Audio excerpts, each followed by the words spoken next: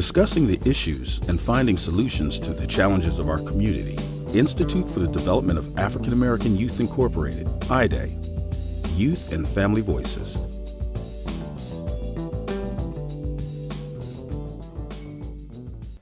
Hello, I am Archie Leacock, the Executive Director here at Institute for the Development of African American Youth and the host of Youth and Families Voices. We're having yet another exciting discussion today with Aissia Richardson. Hi, Archie. Hi, Nice welcome. Thank you. Yes, yes. Even though I can't see your dress, I hear it is gorgeous. Thank you very much. Thank you. So tell us, you're the president of the African American United Fund. That's right. I'm the president of the organization, and I've been at the helm of the organization since 2006. 2006. So Yes. tell us all about the African American United Fund, what it is and what do you do? We were formed in 1982, and the purpose of our organization is stimulating economic development within the African American community and also in society at large, because we feel if people have fair wage jobs, if their businesses are being supported, if we have quality housing, if we have quality education, then we can bring resources, positive resources to our community. So the things that our organization focuses in on are those policy issues that deal with health and wellness, education and youth, housing, jobs, and small business development. Well, let's talk about, let's tease each of those out if you don't mind. Let's talk about jobs, Yes. because right now the economy is just plain old bad. What kinds of things do you do to help in terms of policy or activities around jobs or economic development specific to, the North Philadelphia area, because you are located in North Philadelphia? That's right. Our statewide headquarters are located at 2227 North Broad Street, and we are part of the Avenue of the Arts. And so our organization was one of 3 groups that formed a joint venture to rehab 5 properties on North Broad Street. And so the way that we feel that jobs are created are by creating those kinds of development projects where you are able to rehab property to be able to use not just for your programming, but to make the rehab of the project, rehab of the program a project to create jobs. Right. The goal of the rehab was to establish additional businesses and bring additional jobs to North Philadelphia. And so as a result of the renovations of the 5 properties, 3 organizations located on North Broad, and then those organizations then rented their space out, and so new businesses came to North Broad inside those organizations' headquarters. But then the Rite Aid on the corner also redeveloped that on the corner of Broad and Susquehanna. It was a church whose steeple had fallen onto the street. And so it was a Catholic church that Rite Aid bought the property from and tore it all down and then built a Rite Aid on that spot. But when we first moved onto the block in 1996, there was nothing there. And so as a result of the renovations that we did, we brought a lot of business to North Broad, not just within our institutions, but the surrounding community. And that's what our organization does, helps to create jobs within our institution and outside of it. So do you work like in a coalition, or how do you actually pull? I know with IDAAY, we work with you in a coalition on the events we're going to talk about in a few minutes. But in other initiatives, do you work in partnership with others to make this kind of thing happen? We do. The coalition and partnership is a very important part of how we get our work accomplished. And our relationship with IDAAY goes back a couple of decades. Oh, absolutely. So when we first started, our relationship was as a funding organization. And so we funded IDAAY, we funded the Philadelphia, the Black Women's Health Alliance, we funded the Dawn Staley Foundation. We funded about 23 organizations, and the biggest one was the African American Museum. So they were part of a federation of groups that were located in the African American community and or serving the African American community, and were able to raise contributions from workplaces. at Prudential and outside in the counties, with the federal government through the Combined Federal Campaign, which is their workplace contributions, with the City of Philadelphia, with a lot of different organizations, IBM, a lot of different organizations. SEPTA was part of that. Wow. Our goals shifted. We shifted some of our work from less funding and more program work. So we don't do funding anymore, but what we do is we try and collaborate with organizations so that each of us are able to get our missions across, which is what we're doing with the Harambe event, which is in June, and what we're going to be doing with our Urban Garden Initiative on a lot that our organization owns in the 2200 block of North Broad also. Okay. So you are in North Philadelphia. I heard you state earlier that you're statewide? Yeah, we are. I actually wasn't aware of that. Yes, we are. Tell us about that and what kind of impact you're having outside of Philadelphia, or is that a goal to be statewide, or what does that look like? We have always been statewide. Our work has always been had a focus on statewide issues. We actually used to have an office in the Harrisburg area. Oh, wow. And we also used to have grants that we did in the Pittsburgh area and in the Allentown area. So wherever there were pockets of African Americans or organizations that were serving African Americans, our organization was actually there. On a regional level, I'm serving on a board of an organization that does regional planning and is responsible for the funding for all the transportation issues, roads, bridges, parks, trails, and it's called the Delaware Valley Regional Planning Commission, and they're responsible for the oversight for 9 counties, 5 in Pennsylvania and 4 in New Jersey, that is composed of what they call a metropolitan, it's a metropolitan planning organization, and the 9 counties in New Jersey and in Philadelphia are part of their planning. So I'm able to influence policy decisions with that organization, in those areas. How did you get involved in this work, Aissia? I started volunteering at a very young age. I have a family that's very active in Philadelphia social actions, social activities. And I started volunteering and was hired, and then got on-the-job training to do this work. So, wow, so you volunteered and then moved up your way all the way up to being president of the group. Yes. How long did it take from the volunteering to be the president? 13 years. Wow, that sounds quite possible. That sounds interesting. You know what I mean? I thought it would be like 30 years. No, 13 years of understanding what it is exactly that the organization does, how it does it, who are some of the stakeholders, who are the people that you work with to be able to get your goals accomplished. So, it took a while to be able to meet everyone and understand what the work is. Yeah, and of course you work a lot with politicians and policymakers in order to make this kind of stuff work. It's important. Our constituents are our community, but our constituents are also our elected officials who are also part of our community too.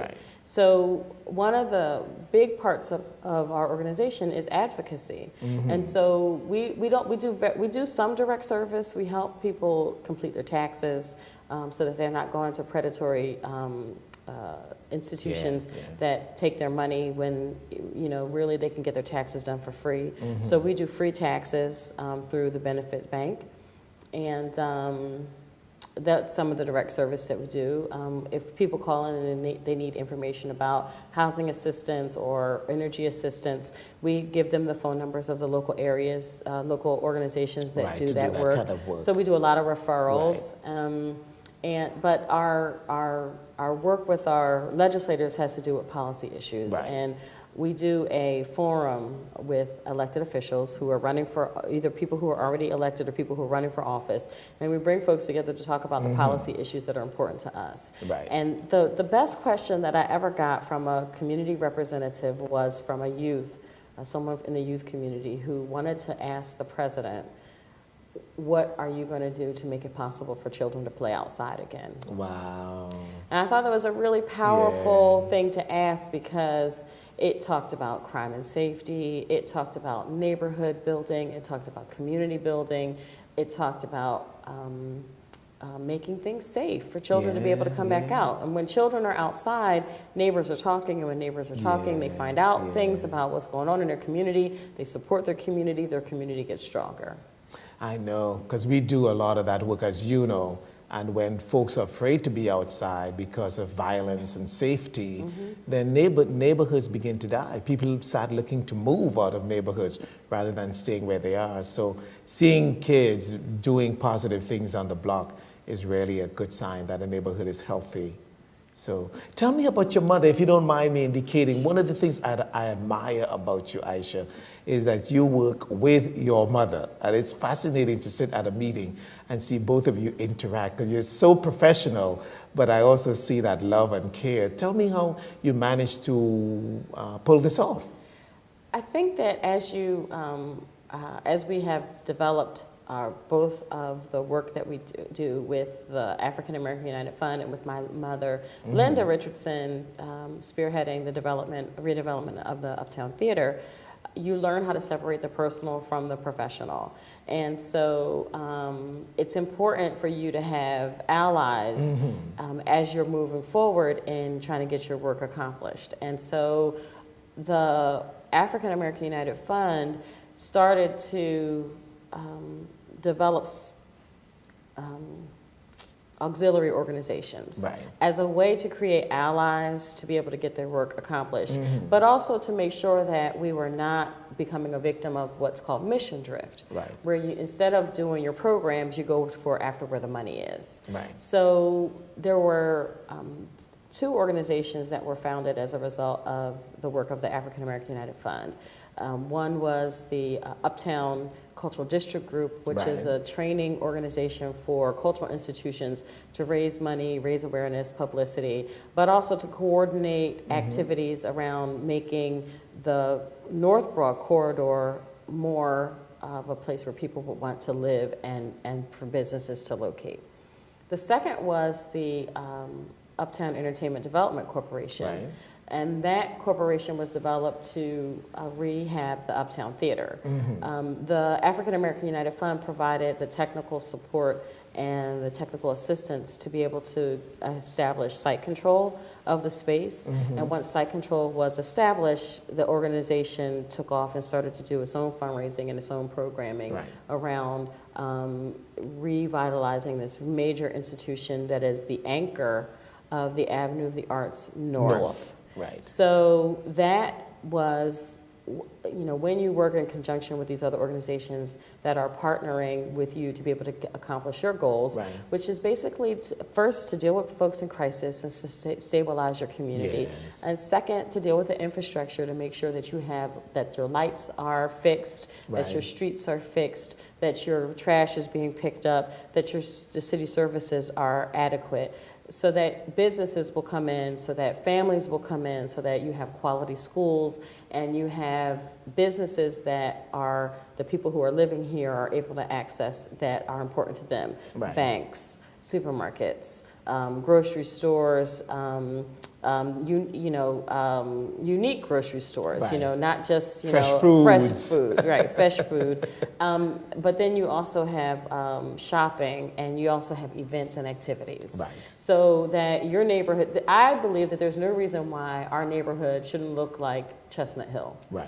Because if you look at where the public resources are going, there's no reason why we shouldn't have the same kind of resources that an area of wealth has, because it's all public money.